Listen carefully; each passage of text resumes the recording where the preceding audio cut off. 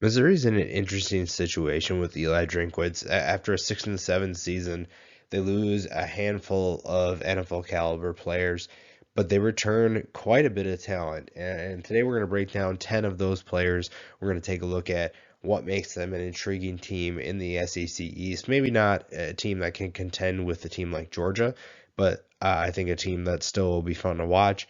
The defense has a ton of talent that will break down, and even though they lose a guy like Tyler Beatty, the offense has some pieces that I think could be valuable contributors for the Tigers in 2022.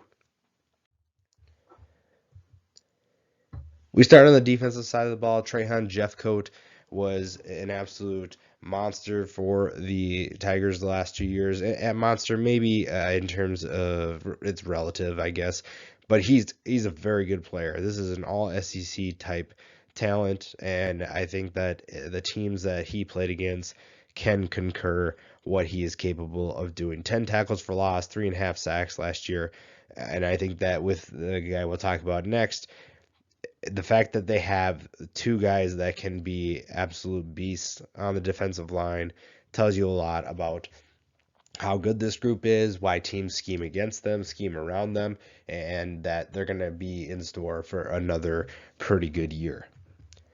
Isaiah Mcguire was kind of the surprise of the team last year, a guy who was relatively unknown headed into the 2021 season.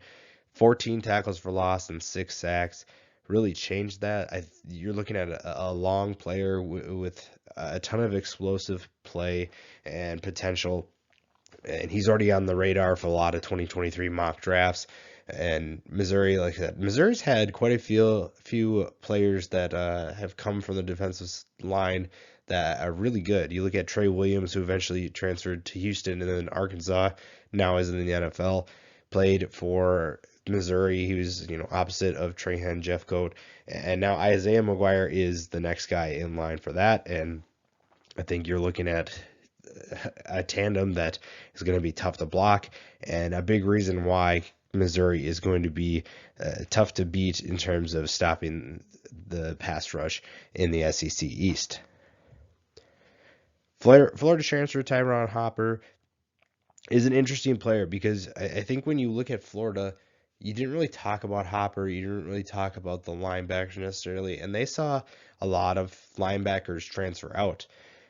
His production at Florida was very solid. 62 tackles, 8 tackles for loss, 2.5 sacks, with the linebacker position kind of being maybe a weakness, you could call it, for Missouri. This is a big get for them in the transfer portal.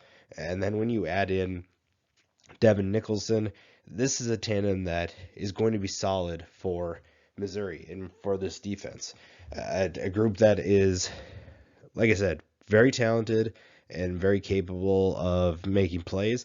And I think when teams are trying to worry about Jeffcoat and Mcguire, guys like Hopper and Nicholson are going to step up and be able to make plays for this defense.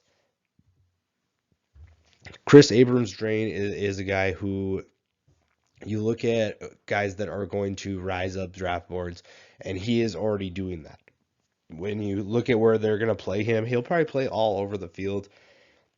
He's the kind of player that you can ask to do that, and he will be comfortable no matter what position you put him in. He's a versatile player who can move all over the field, and you saw that kind of in his production. He was capable of guarding various different receivers in the slot, at downfield, deep, and you see this 3 interceptions last year, 7 passes defended, 37 tackles. Can do a little bit of everything, and now that he has another year of experience under his belt, Missouri can ask him to do more things because he's comfortable with what he's doing. He knows the system. He knows what's going on around him. And you look at guys that they are trying to usher in terms of new faces, and that gives you a little bit more security with the calls that you're trying to make. Martez Manuel is another one of those guys. This secondary, it's really fun to watch. A bunch of underrated players. Manuel had 77 tackles, 8 tackles for loss, 4.5 sacks, 3 passes defended, 1 interception. I think he's an underrated player, a sleeper, if you will, in the SEC. There's so much talent in the SEC that a lot of talented players kind of get overlooked, And Manuel is one of those players. Sometimes you put up really good numbers and it doesn't get recognized like it should. And that's just the nature of the conference. So you don't play in the best conference in college football and expect everything just to be easy. You know, just get the spotlight just because you show up. And Manuel knows that, and he's been very productive for the Tigers over the last couple years.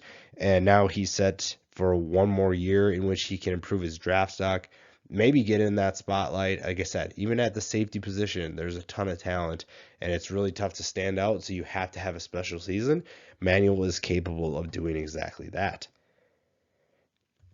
Now that we've spent most of our time on the defensive side of the ball, we're going to flip over to the offensive side of the ball. It's kind of the end here. Nathaniel Peete comes from Stanford. Really had the one game I think everybody remembers, the big game, and it's going to be fun to watch him in an offense that had Tyler Beatty and see what he can do. Now, he is not the weapon in the passing game that Tyler Beatty was, so it's going to be tough for Missouri to utilize him that way, but maybe he has a skill set that we haven't seen yet. Maybe he's going to take off and be more of a dual threat, a more of dynamic player for Missouri, or even just a little bit better than he was at Stanford. 79 rushes, 404 yards, averaged 5.1 yards per catch, and 3 touchdowns. I like his big play potential. We've seen that. He's shown flashes of that for sure. And if he can do that with Missouri, that gives them another weapon that SEC teams have to worry about, and that'll be exciting for the Missouri Tigers. Brady Cook, whether or not they add a quarterback from the transfer portal at the time of this recording, they have not. It's going to be fun to see if Brady Cook can develop. Can he take a next step? Can he become a better quarterback? His stats were limited last year because of the situation, but you know, he almost completed 80% of his passes, which when you throw as few passes as he did, it's not, you kind of take that with a grain of salt. 2 touchdowns, didn't throw a pick, 345 yards. And like I said, there's still plenty to how do I put it? Just improve. But the offense is going to have to find a quarterback that is capable of taking them to that next level. Tusky Dove is the next guy. The wide receiver had 576 yards and averaged 15.2 yards per catch. I'm really surprised he had 0 touchdowns last year. So I think one of the goals that he probably will have is to get into the end zone. The fact that he had over 500 yards and didn't get in the end zone is very surprising. That'll be something that I think he has circled in terms of a goal, and improving upon those numbers should be pretty easy, especially if Brady Cook's able to take that next step. Javon Foster is an interesting player to me. This is a guy who has all conference type talent and has the size that is really intriguing for Missouri and maybe even at the next level. If this offense is going to take a step forward, it's going to be because of the quarterback. But a guy like Javon Foster can showcase his talent even if the quarterback play is subpar or not to what this team expects. Missouri is in an interesting place, and if the offense is able to take a step forward, then they're going to surprise some teams in the SEC East.